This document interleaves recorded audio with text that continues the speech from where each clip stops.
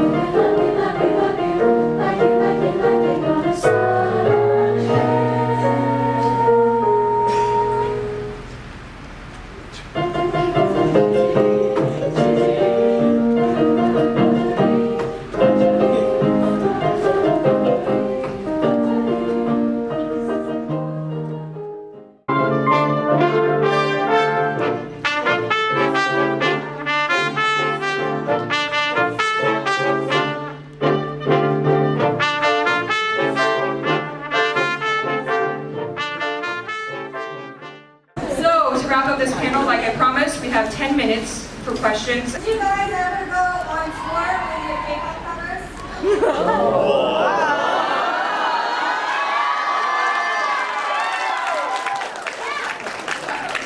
You know, if the demand was ever really high enough, then we could profit off. Can I just say thank you to all of you guys for making us classical musicians who like basically box ourselves in for 6 hours with no contact with the outside world. Actually loved and appreciated and relatable We're valid to now. us.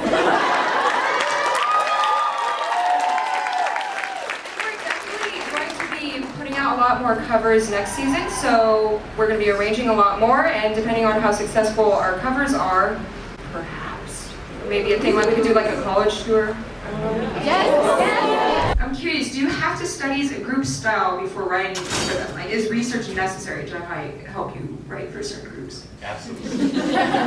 Yes. What do you look into? You gotta study. I mean, even I think the man, that link you talked about yesterday. Like every label has such a different style. Every group within those different labels. If we're talking about like the bigger labels, they really do have their own styles because they have to stand out. You know, there's a lot. K-pop isn't just one sound. There's so many different sounds, and especially again, I keep saying compete. If you're looking to compete, if you're looking to beat us, you have to put in as much, if not more work. You know, if we want to try to beat the other guys out here, you know, they're working around the clock. So research is absolutely necessary. If you're trying to write for a certain artist, you need to know where they've been. You need to know where they're potentially going, and hopefully you can steer them and lead that ship. So yeah, absolutely. The style, the choreography, you know, the way they dance should influence the beat that you're making. Their look, you know, are they flashy? Are they darker? There's a lot to it. You know, their color scheme.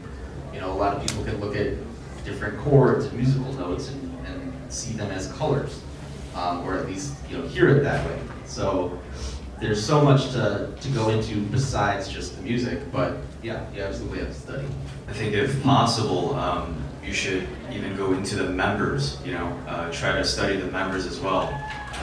Each person has a different personality. That's a part of why K-pop is so charming. You know, each member of the group has a certain role, or they're funny, or they're really immature, or whatever it is. You have to work off of that, honestly. You know, and I think that's really important. For example, when we were trying to write for Twice and stuff, like that was the first time I ever really started researching Twice, and you know, people might say I was fanboying, but it's really for research purposes. I remember this funny story.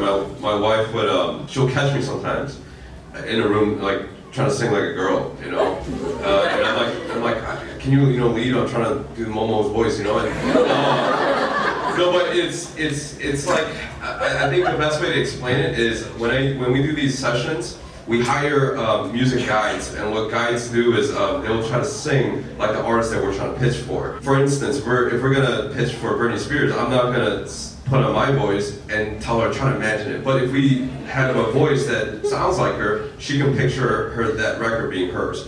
So that's somewhat of a strategy, and that's kind of what we do here. So I say this a lot, and these guys are probably so sick to death of me saying this, but I'll always say, hey, a little more sauna.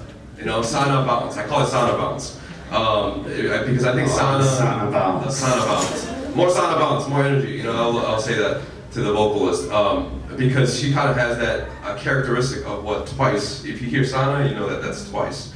But like Sam was saying, when you hear these different certain characteristics, you can recognize it with a group or even an agency.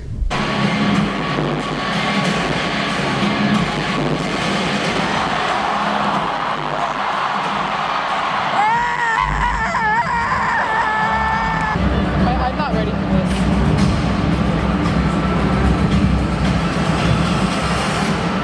Oh God.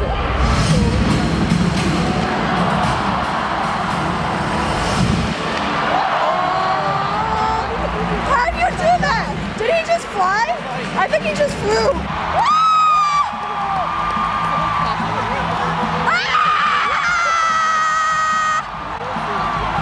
What the fuck?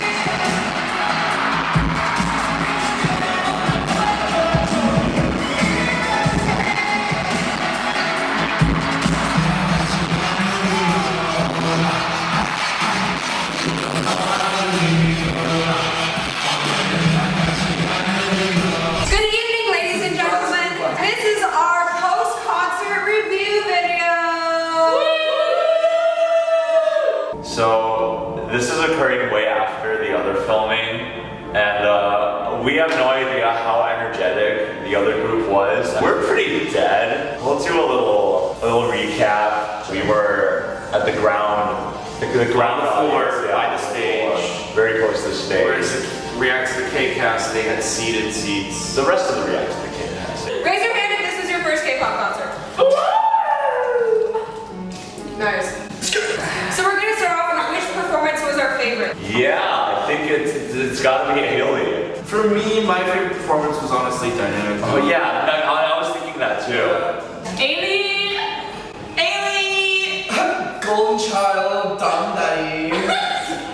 Karate People and Ailey. Oh yeah, the karate people. Ailey! Also Davichi. Okay, let's go beginning to end. So the pre-concert. At one point, they're like, so they run, and then they use someone as like a jump pad. Yeah. Jumps off of them, and then It doesn't even look like jumping anymore because of the combination of the It's- force. It oh. looks like they float. yeah, it's so weightless. Yeah. At one point, one dude specifically, he did that jump, but then he kind of stayed in the air Yeah. for like a moment. I'm like, that's not real. Like, you can't do that. That's not how gravity works. Okay, so they opened with Momoland.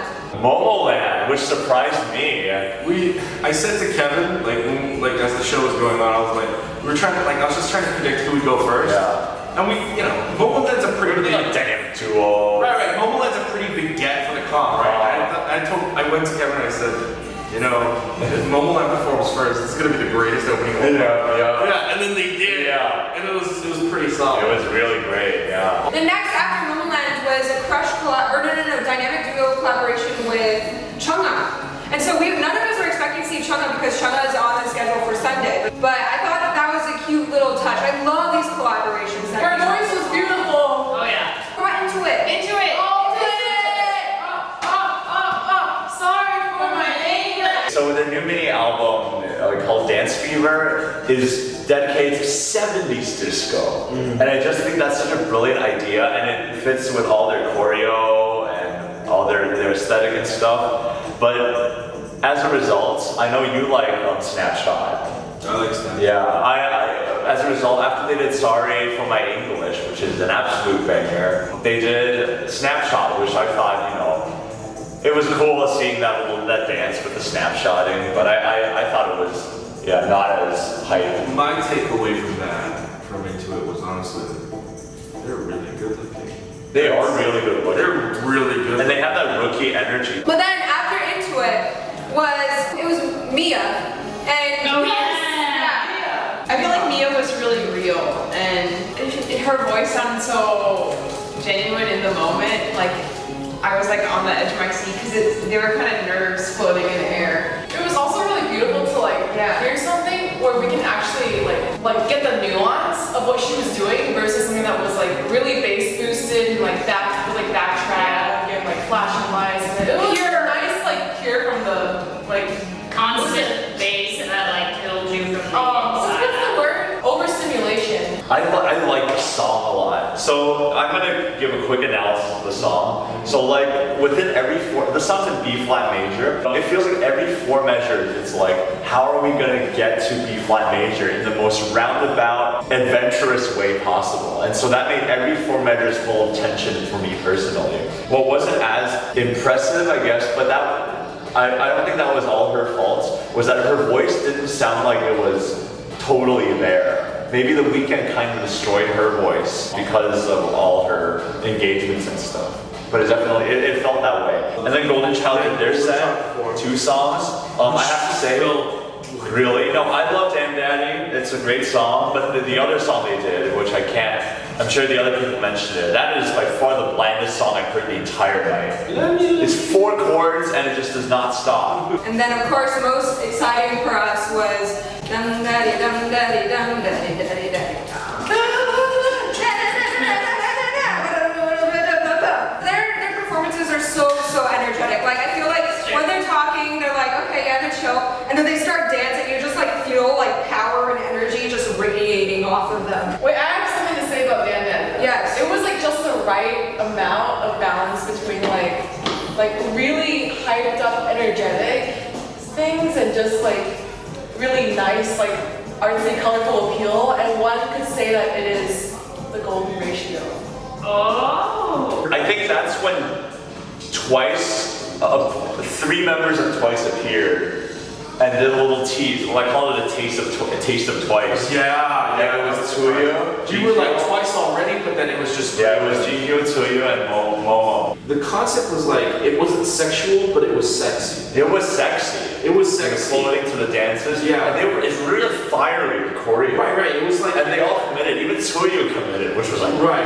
whoa. Like it was the kind of sexy where it's like watching like Yeah, exactly. Latina dance. Yeah, it's like Leslie Grace appeared or something. Right. I was so surprised. I was really taken aback, and I think that's why they only did it with those 3 members. Probably because those 3 have the dancing capabilities to pull it off. Yeah. But also, I feel like the other members feel much younger. So then Davichi performed. That Davichi, oh my gosh. Davichi. Yeah. Those singers, they looked like they were crying. Yeah, Hetty's voice sounded like it was completely there. But there was one moment at the end of the first song where she goes like, she hits a high F, and for the rest of the song her voice just sounds more open. It's like she hit that spot and it sounded great. But then like it's like nervousness. Maybe. Yeah. But I feel like it's just she lost her voice a little bit. Like you can. So she found it by hitting a high note. Is what you're saying? Yeah, at least for the duration of that song. But then for the next song. They like she was like once again kind of on the raspy side. Maybe she's like me when I sing karaoke. I'm like nervous, so like I can't like fully. That could be it. Honestly, that could be it. That last song they performed in 8282. It's it's from like somewhere between 2007 and 2010. Oh, but its intentions are so pure. Like the piano ballad. I knew you would love it. The rave-esque. Atmosphere with juxtaposition was just so good. I knew you. Yeah, exactly. Yeah. It was a key change, it was a tempo change, it was a style change, it was just change. And then there was an extra key change at the last chorus to make it even more hype. Then we had Crush and Dynamic Duo again, and Crush performed an acapella version of Beautiful, which They crushed it! Yes, he crushed it, and he did some ad-libs on the melody, and lots of rubato for like effect and to make it dramatic.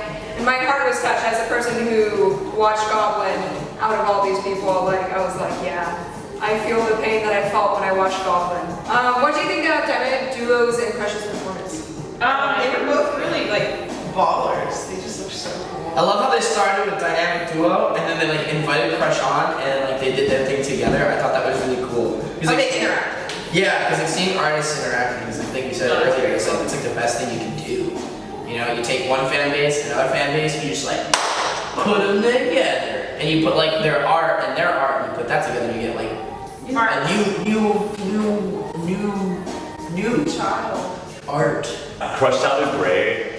Crush's handle of the falsetto, his falsetto, and all just his overall vibe. I see why everyone's in love with him.